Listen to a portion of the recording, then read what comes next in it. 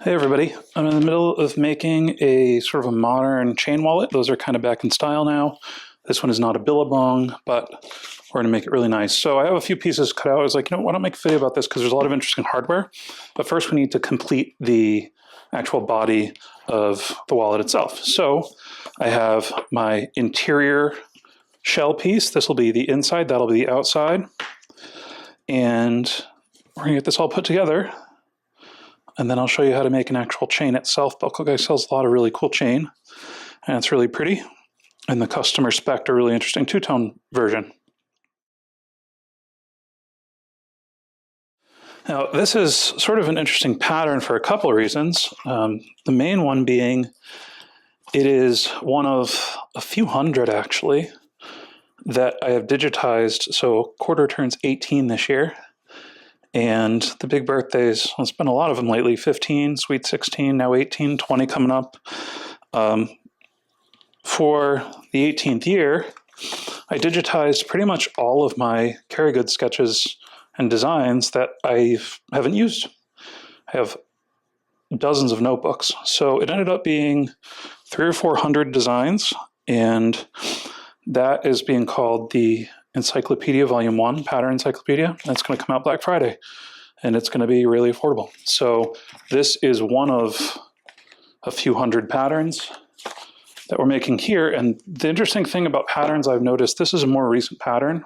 My pattern design has been interesting as of late because people don't carry as many credit cards anymore. So I'm not getting a lot of orders for like 6, 8, 10 card slots in a wallet.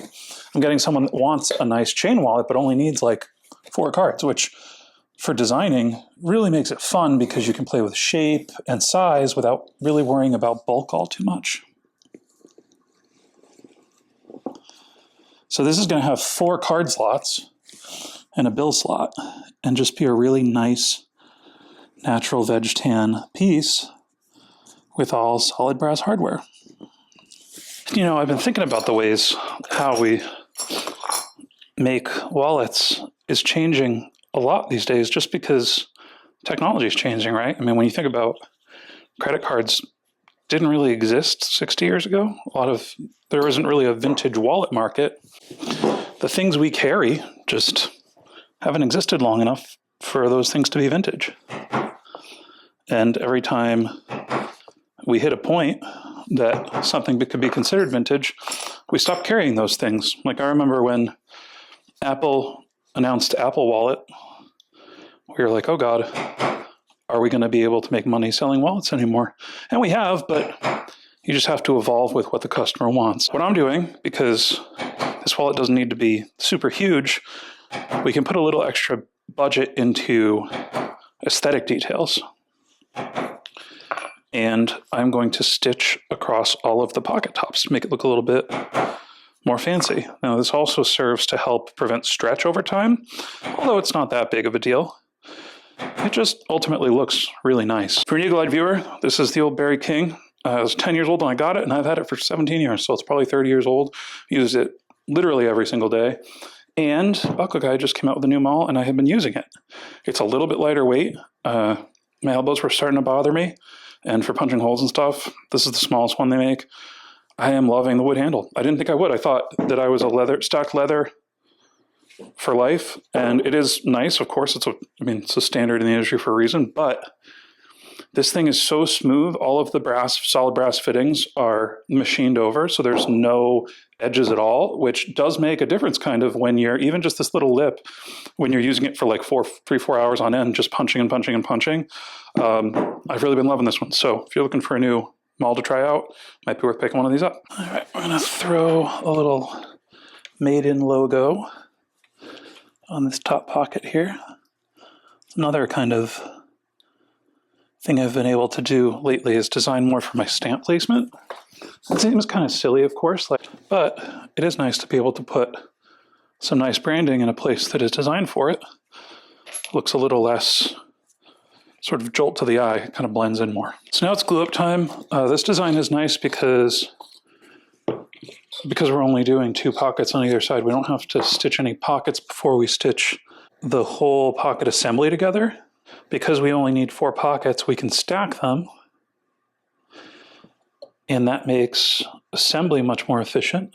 For hardware, I'm going to install these S-snaps. So these are like glove snaps. They're just a little smoother to install. These are the 12 millimeter ones, because this is kind of a formidable size wallet. So I want something that's going to feel, that's not going to feel too small on this piece. And these S-snaps are nice because they're just a little smoother to use than like a line 20 or a line 24 in like a carry goods setting, right? So this design is not, it's technically a trifold, I guess, but it's kind of a bifold and a half, we always used to call them, because it's got 3 folds, but it's only going to have 2 sides to store things. And these S-snaps are kind of Buckleye's version of a traditional glove snap. And they have, you can't really see it, but they have a little clip in here. And they just operate really smooth. There's no break-in period. They're nice and strong. They don't release. So I like them. Been using them a lot lately. Now we're going to sew across the top and one side, because when we assemble our wallet, we're going to sew this side and the bottom into the wallet. But I want to be able to open this flap like this so that you can get cash really easily on the inside. You don't have to sew across this little gap, but like I said, we're doing more small details because this is a simplified design now that our requirements for function are a little bit less. So I'm going to sew across the whole thing to match with our stitched pocket tops that look really nice. And I'm not going to stitch across that bottom section. I'm going to put my stitch line around the whole wallet just so I kind of know where everything's going to land. And I'm going to start down here because the base of my wallet is going to line up to about here. Now I know if I start here and punch up, all this is not going to be sewn into the main body of the wallet. This is where having multiple stitch and chisels, multiple amount of teeth, 4 to 9 to 2 is really helpful.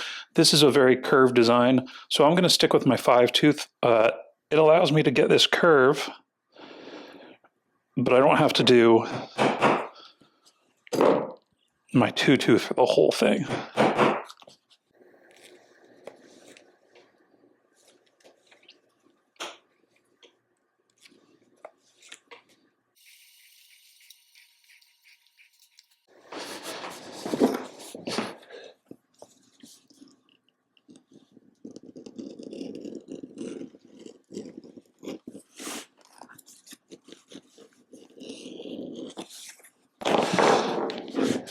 We're going to start our glue up by gluing down this side, and then we're only going to glue to where this pocket ends because we need to add some space so that when our wallet is closed, it'll be able to shut. And you can see when I do this, we need about an extra ½ inch on the outside to allow the inside to shut.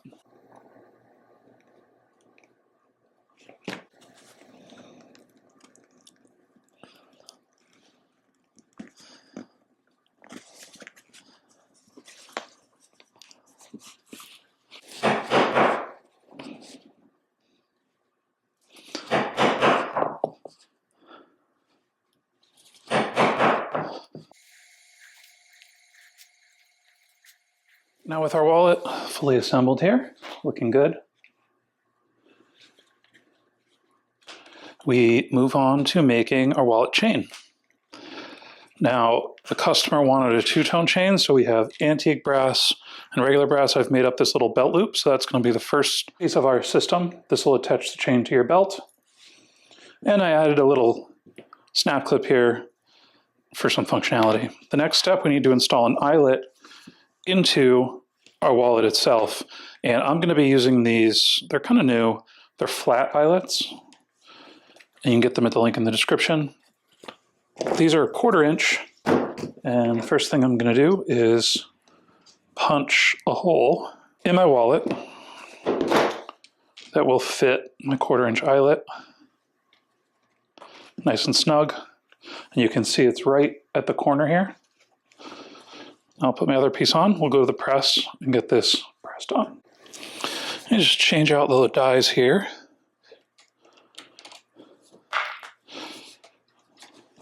And I'll put my eyelet die set in. It's really easy to switch with these attachments. Just takes a couple of seconds. Then I'll use the foot press to make sure I'm going down the right amount. So this is spring loaded. There we go.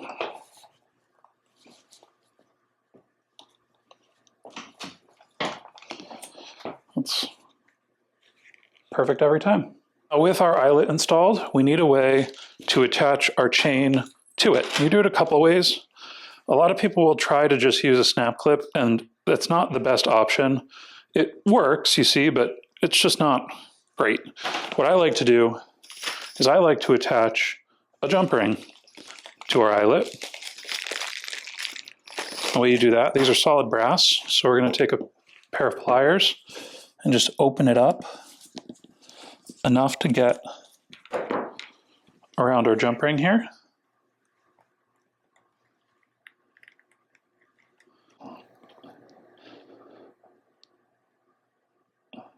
Like this. And then we'll just get it nice and flat. There we go. We're all closed up and ready to go. We need to be able to attach our chain to all of our pieces. I'm using 18 inches of chain here. You can use usually between 18 and 21 inches is kind of how long a wallet chain is. I'm going to use 2 more jump rings. The first one I'm going to put on the one end of my chain. Then I'm going to use a bolt snap. This is a small one. It is a 3/8 inch bolt snap. We're going to attach that. And I like using these flat pliers so that I can kind of get that nice and lined up. And I like using an old set of pliers because they're dull, so you're not going to mar up this brass. The next step, we're going to take our second jump ring here, and I'm actually going to jump ring this to the bolt snap on our belt loop. You can do this a bunch of different ways. You can use split rings, you can use jump rings, you can use whatever you want. However, I like this because it has the functionality of having a clip on our belt as well. And here we go. So we'll close up our wallet here. And of course, if you want to use the wallet without the chain, you can leave the jump ring on. It's nice and low profile, or you can just take it off. The nice thing about this is we have a place that we can put a key ring here if we want on our belt itself. We also can use our smaller bolt snap, attach that to our wallet, and it can move around. That's the important part, right? So now it just lays flat. And so that's going to be it. Let me make it look all nice. I really like the two-tone. I didn't think I was going to like the two-tone brass, but I dig it. So again, to make all of this hardware work together, you're just going to need a couple of swivel bolt snaps and a couple of jump rings along with your chain. There's a bunch of different styles of chains. Everything is in the link in the description. And yeah, you can make yourself a cool little chain wallet. It's nice to use a really nice chain like this. This isn't like old skater style Janko's type thing. This is like a very refined, nice brass chain. It just looks really nice with a nice leather wallet. So thank you guys so much for watching. Be on the lookout. Black Friday 2025. This and a few other 100 patterns will be available in my encyclopedia. And I'll see you in the next one.